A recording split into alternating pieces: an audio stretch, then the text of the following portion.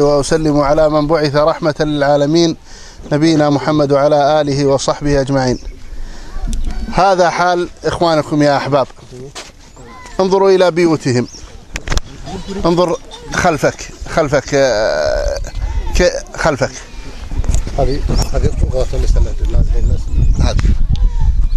هذه بيوتهم.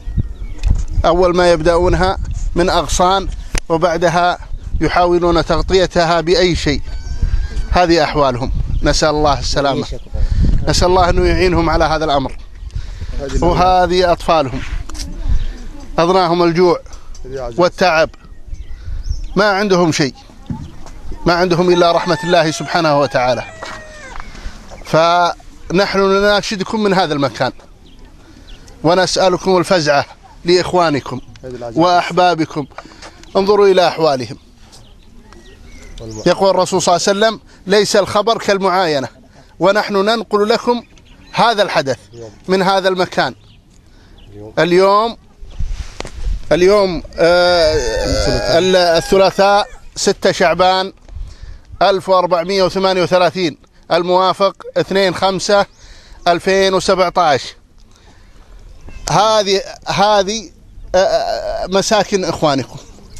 هذا قطرانية مواشيون. ويتكلم أخونا أبو فيصل الله يبارك فيه. بسم الله والحمد لله والصلاة والسلام على رسول الله. يا إخوان حفظكم الله، هذه أحوال أخوانكم. يعلم الله أن ما نقلنا إلا ما شاهدنا، ويعلم الله أن في حالات أسوأ من هذه، ولكن هذا ما استطعنا أن نصل إليه اليوم في هذا اليوم المبارك. والآن السيارة آتية بعد لإحضار السلات الغذائية لتوزيعهم عليهم والذهاب إلى قرية أخرى. والموضوع أكبر من أن تقوم رحلة واحدة، ولكن طبعا الله سبحانه وتعالى ألطف بهم منا. ولكن في من هذا الموقع ومن هذا المكان نسأل الله سبحانه وتعالى أن ييسر لهم من يتبرع لهم وأن يقوم بخدمتهم. ونسأل الله العلي العظيم أن يجيكم عنا خير الجزاء أن حملتونا هذه الأمانة ووصلنا بهذا المكان.